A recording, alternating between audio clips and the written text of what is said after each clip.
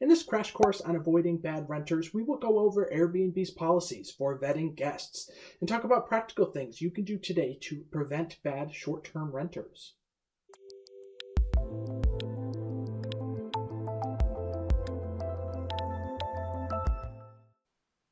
Hi there, my name is Michael. I'm a broker in New York State and a real estate consultant here at Mashvisor.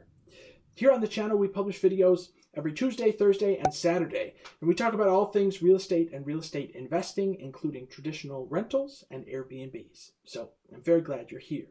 If you like this video and you'd like to see more like it, please do consider subscribing below. Hit that bell icon and click that thumbs up button to tell the internet this is valuable real estate content. And if you're an Airbnb host and you have any tips on avoiding bad renters, please do share them in the comment section, as it may help hosts new to the business. This video is organized in two parts. The first is a Q&A on Airbnb's guest vetting process, and in the second, I'll share 8 tips you can use today to avoid bad guests. So let's get started. Does Airbnb allow hosts to verify guest identities? Before booking a stay or an experience, the Airbnb company can ask a guest for their government ID or confirm their legal name and address. As a host, you can ask for an ID upon a guest's arrival to help verify they are who they say they are. Airbnb does not share a picture of a guest's driver's license or government ID with a host. Instead, they share a first name on an ID, whether a guest is over or under the age of 25, whether an ID has been successfully added to an account, and a guest's profile and profile photo. Does Airbnb run background checks on guests? Yes. According to the Airbnb website, they can run a background check on guests. Airbnb will perform a background check at the following times. For guests, generally 10 days before the check-in date of a reservation. And for hosts, when the host logs in after creating a listing, and if they don't do it then, when a stay or experience is booked. So whichever comes first. Airbnb background checks work in the following way. Airbnb submits the personal information of a potential guest to one of their approved background check providers. They check the person's identity against public records or all available databases. The company also checks the OFAC list, which includes terrorist designations, certain databases of public state and county criminal records, and state and national sex offender registries. What if something suspicious is found? It could result in booking delays or a removal from the site entirely. Airbnb requires all guests to make a profile, and they offer guidance on how that profile can be constructed. Their recommendations include multiple verifications of identity, at least 50 words about one's hobbies or interests, and why a guest joined the Airbnb community, at least one recent profile photo that is of one's face so hosts can recognize a guest when they arrive, and guest profile photos that aren't displayed until after a booking can be removed.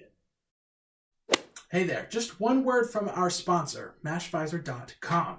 If you're a new investor who's just getting started in real estate and you need a little extra help, be sure to check out Mashvisor.com.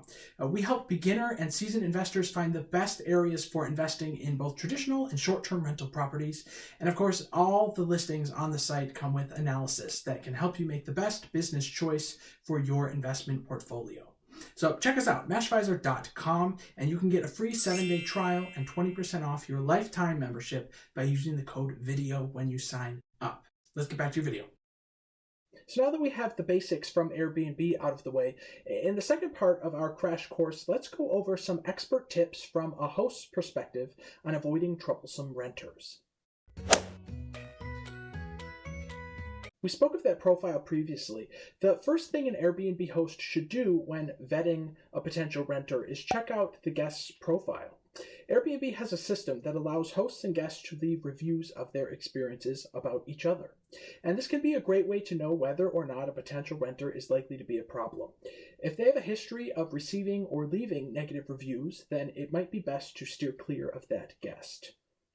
You'll also want to look at photos that the guest has uploaded to their profile. If they have any pictures that show them engaging in risky behavior, such as partying or swimming in dangerous areas where they should not be, then this could be a warning sign to you as a host. It's also not against the law to find them on social media and reference those photos as well. I know a lot of people that do it.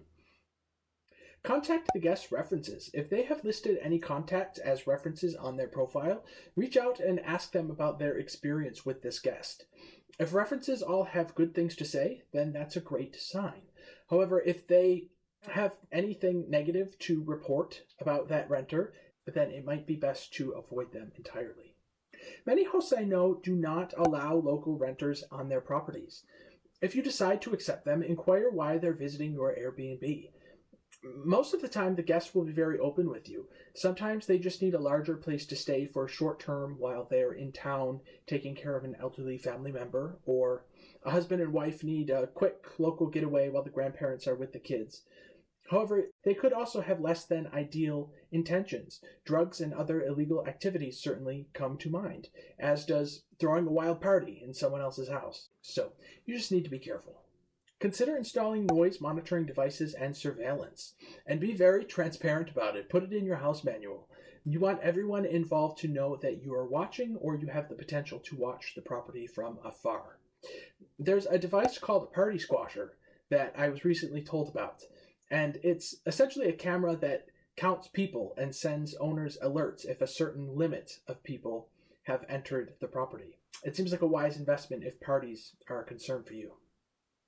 Next, document everything. Every interaction that you have with the guest, good or bad, should be taken note of. And this will help you should you have an encounter with a guest that is problematic and you need to escalate any claims to Airbnb customer service at a later time. Be strict. Sometimes new hosts feel the need to be lenient with their house rules and prices to get people in the door. And this is not in your best interest. Those spoken of before with lesser intentions will often target new hosts who may be willing to overlook things for a booking, or they may be too intimidated to take action if suspicious activity is noticed as a means to avoid a bad review. So be aggressive. It's your property and you are on the hook if something were to happen. And last, use your intuition. If something about a potential renter doesn't seem quite right, it's probably a good idea to err on the side of caution and to not accept them into your home. By being vigilant and using the steps we spoke about in this video, you can help ensure yourself an Airbnb hosting experience that's positive, and it'll be more positive for everyone involved as well. So that ends part 2 of our Airbnb crash course. If you found this video helpful and informative, please consider subscribing to our channel. We post videos every single week, 3 times a week. I'm here. And if you're a new investor who's just getting started in real estate and you need a little extra help, please be sure to check out Mashvisor.com. We help beginner and seasoned investors find the best areas for investing in both traditional and short-term rental properties. And of course, all listings come with analysis to help you make the best choice for your business. So please check it out. It's Mashvisor.com. You can get a free 7-day trial and 20% off your membership for life by using the code VIDEO. As always, my name is Michael Jones. Check me out on Instagram. It's Michael Talks Real Estate. And I'll see you next time.